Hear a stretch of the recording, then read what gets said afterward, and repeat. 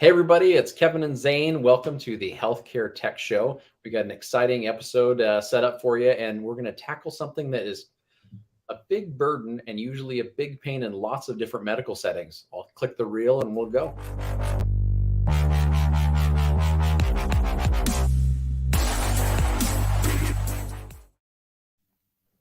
All right, Zane. So upgrading the visit note. You wrote a blog article on it, a newsletter article on it with Digital Thoughts.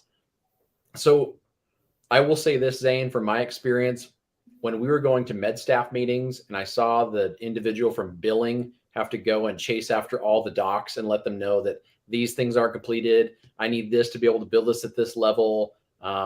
Hey, it's really painful because the scribe didn't work. My dragon didn't work. All these other problems that were happening during those times. It was painful.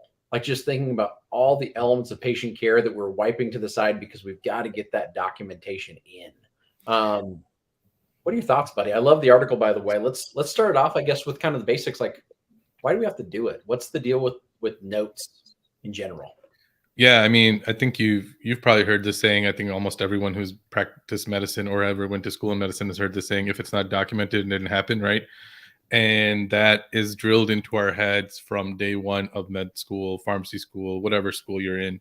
And so documentation is paramount to your care, to patient care in general. So it's extremely important. It is, I think it's the backbone of patient care. If we don't know, especially with the way our healthcare system is fragmented right now, you're seeing multiple different providers, multiple different mid-levels, pharmacists, nurses, whoever. And if we don't have accurate documentation, we might duplicate our efforts. So that's one thing, right? We don't want to keep duplicating because we're already out of time.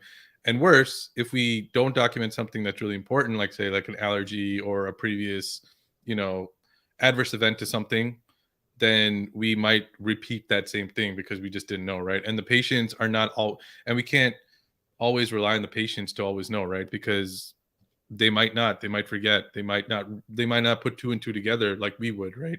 So that's why note taking is super important and a thing that takes so much time. I mean, there was, I know for a fact, just in the clinics that I've worked in, doctors and pharmacists and nurses, whoever, are writing notes longer than they are seeing the patient. I don't know about your experience, but in my experience, documentation is the number one thing that we're doing in clinic. I really do think, though, Zane, if we were able to add this cat onto everybody's setup, that would be the scribe. We would really be able to speed things up. So I love your humor, man, and adding on those kinds of gifts.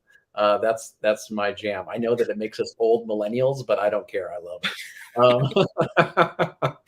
That's one of my favorite gifs of all time. Perfect. But I do think you hit it on the head. Like we have to get these things out there in form of documentation, not only for billing, for record keeping and perpetuity, but also so we can pass along this information to our patients accurately, kind of moving forward, or transfer it with them, moving forward. And I think there's another kind of piece that we sometimes forget about, all the things that I've seen kind of as progressions moved along. We've seen a lot of provider shifts to how am I going to take the note? Because as you mentioned before, there's a lot of schools of thought, lots of different ways to skin the cat. No offense to our cat that we just viewed there. But lots of ways to do it. And I think scribes have been one of the most interesting ways that I have seen done, that I've enjoyed having that personal touch of someone being in the room, getting to know the provider, getting to know what nuances need to be written down, and then having that idea of billing, logistics, and all of the other elements that need to be plugged in. But they're not always cheap. I know I talked to one provider just a little while ago, Zane, that said, what we did is we use medical students or pharmacy students to be able to come in, and they would be our scribes. Like that was the way that they learned, was through this process. And I thought, that's great. Yeah, exactly. But you and I know that the world is moving toward artificial intelligence and utilizing it in all kinds of different ways. And that includes being able to take notes accurately and successfully. So what are some of the old ways that we're shifting away from, Zane, and moving toward, I think, just a better healthcare future of utilizing artificial intelligence? And then second part of that is, what do you think changes and what gets better with incorporating inside of our note-taking or documentation process? Yeah, I mean, let's take the second question first. I think that there's this like we only have an infinite we don't have an infinite amount of time, right? So when I'm looking at documentation, you have the patient experience, you have your own personal time and the accuracy of the note. You can't have all things. I mean, very few clinicians can do all three, where they're hyper aware during the visit. They're able to take accurate notes and they're able to do it in a quick manner, right? That doesn't happen. Usually it's the clinician walks in, there's a clinician, and there's some clinicians that are like, hey, I'm just gonna log into the computer just to look at labs. Otherwise, I'm facing the patient and either trying to remember the notes or writing them down, whatever their method is. The other school of thought, which I sometimes fall into, I used to make templates that I could quickly like just run through. When Yep. you're doing warfarin clinics and things like that, you have to like turn around patients like every 10 to 15 minutes. You couldn't just do it after the fact. No. But it's really hard sometimes. Not that sometimes the patient, and even me as a patient, right? You think that, okay, they're not listening to you, when we are listening to you, but we're just trying to save our time on the back end and give a accurate note. And then there's also the people that don't take the notes right away. I personally know doctors that are staying up till 10, 11 midnight every night finishing up their notes. um so that's one thing, right? You can't have all three things. Like I said, very rare where somebody can do all three. But like in terms of AI, where that can be helpful, I mean, there's a lot of cool things that are happening. I mean, there's a lot of AI is getting really good at transcription. So I've used a couple of things. In the article I wrote about this one site called Fireflies.ai, and I had just signed up for it, and it automatically attached itself to one of my meetings. And I wasn't able to make the meeting. It was a webinar, and after the webinar was over during work, I got an email, and I was like, "What's this?" It literally transcribed the whole meeting that I wasn't at, and also labeled each speaker. So which was insane to me, right? And Wow. that's when I was like, "Oh man, this is kind of interesting," and I kind of dug into the rabbit hole. So it's something that exists. I mean, Microsoft has these things. There was a company a couple of years ago that was using Google Glass, where it would listen to the everything, and they would transcribe. They would basically be a remote scribe that would be transcribing everything. But my thing was, if we can move to a point where we completely change the interaction between the provider and the patient and just make it a conversation that it is, and then there's just something that's just listening to it and just transcribing the whole conversation, right? And labeling provider versus patient. And these AI systems have gotten pretty good at even summarizing everything. Like I know a company that I was talking to, you can create a template and it'll put the diagnosis where the diagnosis code is, it'll put the HPI where it is, chief complaint where it needs to go, and Yep. it'll summarize exactly what you needed to summarize. But you'll still have the transcript on the back end that you can search through, and that's much easier to edit than writing a whole note. And with that transcript available, you're always going to have the most accurate thing. And then the other nice thing about AI is eventually, and like I said, this is not exactly where it needs to be fully mainstream. But another thing is, you know, and we've all gotten after visit summaries from our visit, and they're never helpful. Even me, who is practicing medicine, I read them. I'm like, what am I reading? What am I looking at? The other nice thing about these kind of technologies is they can summarize your note into a much more, like, I was reading this article, more than 50, like around 50% of the United States is at a fifth grade reading level or lower. Yep. And medicine has a lot of big words. We are not very good at dropping down to those kind of levels. So AI can help with that, right? Can you imagine an AI printing and out, like summarizing the visit in a fifth grade level, fourth grade level, third grade level, whatever, or even translating it into a different language for the patient to understand better, right? I mean, these are things that we can't do, or we're really bad at doing, but you can have a computer just do it.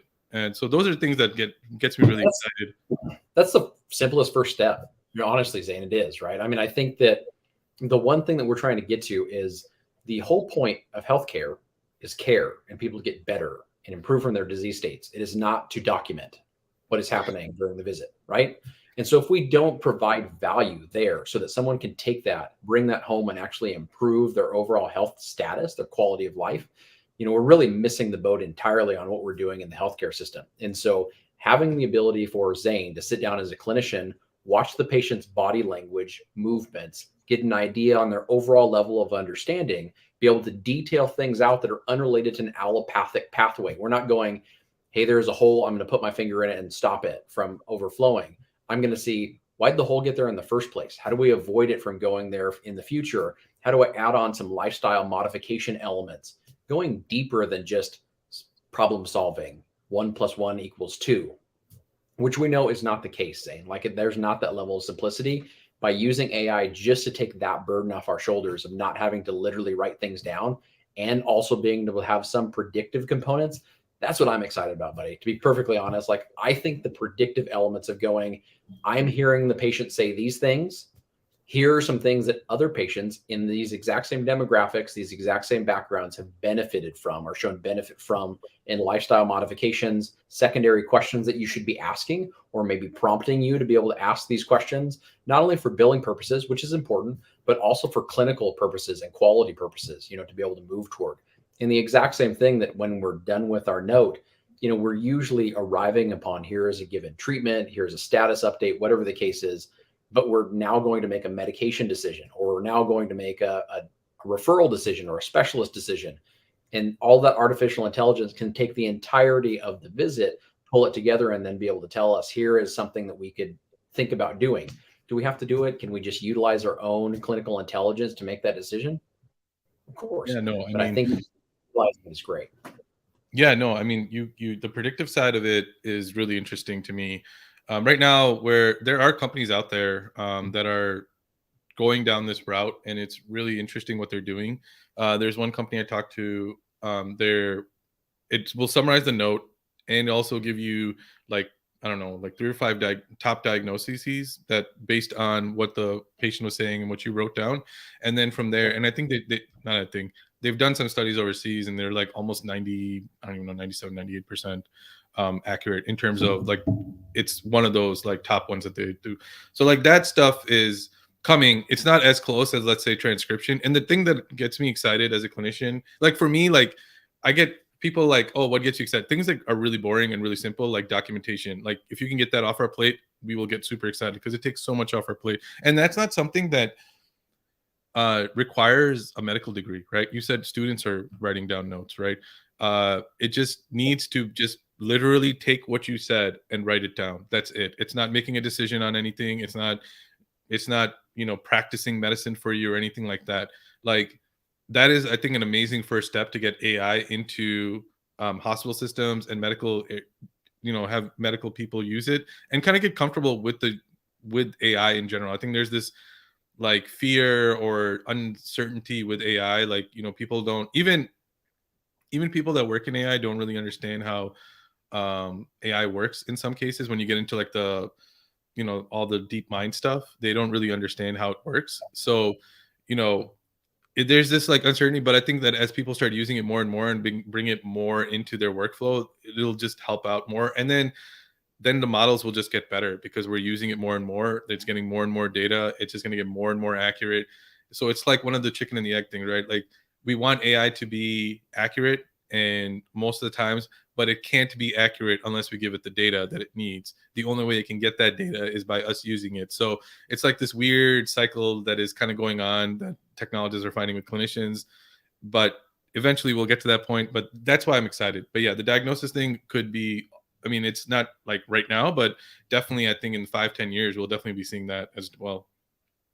Yeah, I think the ability for us to be able to just do the simple step that you're just talking about, just take a note, like just say what Zane and Kevin have just been saying, put that somewhere and file it so I can intelligibly look at it and be able to make decisions off of it is massively helpful. If we can drill into even further levels of being able to take those things, segment them into different like thought processes or billing processes. So now I can actually take that note and make it something that my billing team can utilize rather quickly, or it can be somewhat assimilated into the EHR for its billing needs.